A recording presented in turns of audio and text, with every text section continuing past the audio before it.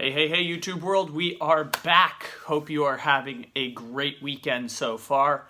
I hope that you are continuing to stay safe and continue to support the causes going on across the country to end police brutality and contribute to the decline of systemic racism in America, which is where our topic is leading us today.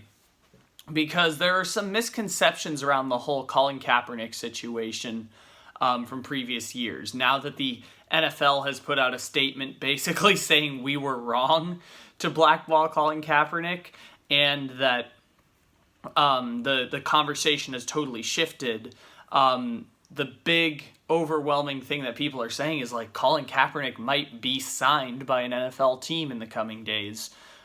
Which I don't know if I'd go that far at this point. If you give it some time, I think he'll get workouts with teams, but we'll see how all that plays out. Plus, now you get the story today about Hugh Jackson talking about how in 2017 he wanted to sign Colin Kaepernick on the Cleveland Browns. This is the year that they had the worst record in the league, which set up the number one pick to draft Baker Mayfield. And then Hugh Jackson this was the 0-16 season, basically, is what I'm saying. So in the 0-16 season, Hugh Jackson said he wanted to sign wanted to sign Colin Kaepernick, but the ownership at the top said it was a no-go. It wasn't his call to make the decision. And this underscores a lot of the focus that people don't realize about Kaepernick, is that owners were afraid of taking a hit to their pocketbooks. That was why Colin Kaepernick did not get signed. There was a collective front around the league, not to say we can't let this guy in the league, but financially the ownership groups were not in a position to be able to bring him in. Now, are those fears justified? There's a lot of uncertainty around that answer, whether or not it was really a position where teams were projecting 15 to 20% pay cuts to their 15 to 20% revenue hits to their organizations in terms of people canceling season tickets and no longer supporting the team. Those are like legitimate concerns people had. I feel like only a handful of owners, though, especially the ones who were like the avid Trump supporters, your Jerry Joneses of the world, those guys would be in a position where they maybe weren't signing Kaepernick for those reasons, but they still had the same financial implications as a result of Colin Kaepernick's protest and the fear that they would be hit hard in their pockets, because that's the thing the owners were concerned about. Not about the political statements, not about the controversy that would surround it and the media attention. That the media attention actually would have been pretty positive if they had signed Colin Kaepernick. It was the financial burden that they were afraid of for the previous few seasons of, would people stop coming to games, especially people on the far right of the political spectrum? Would they stop coming to games if we signed Colin Kaepernick?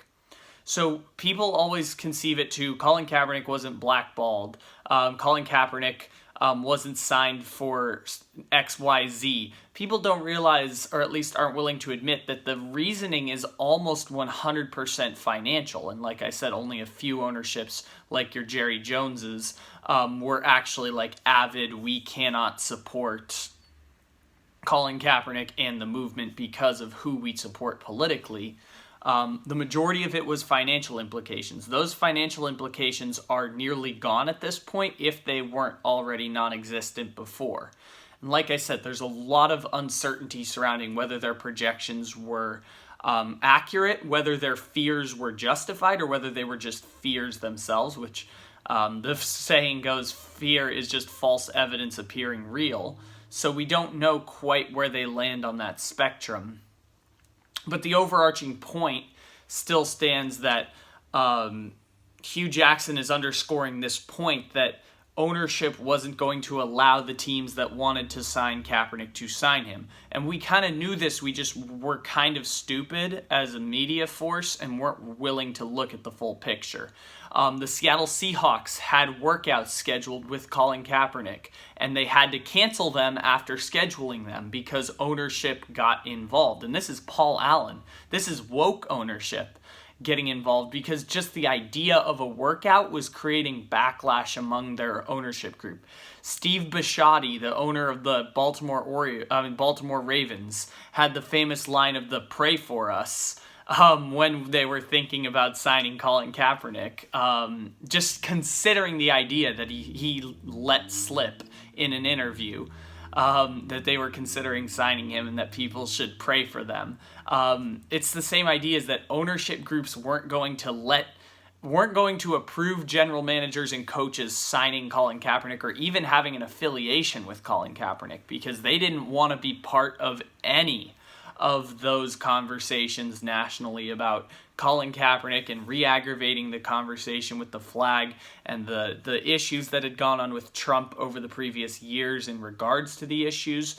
It underscores a lot of misconceptions about what the last 3 years have looked like for Colin Kaepernick. It's the fact that these were purely financial decisions made by ownership groups in retaliation. If you don't affect their money, they will do damn near anything.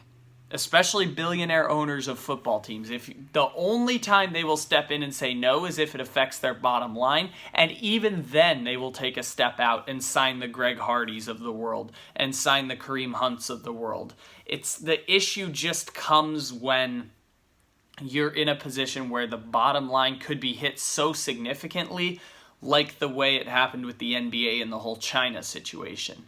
Those are the few times where things actually get really bad.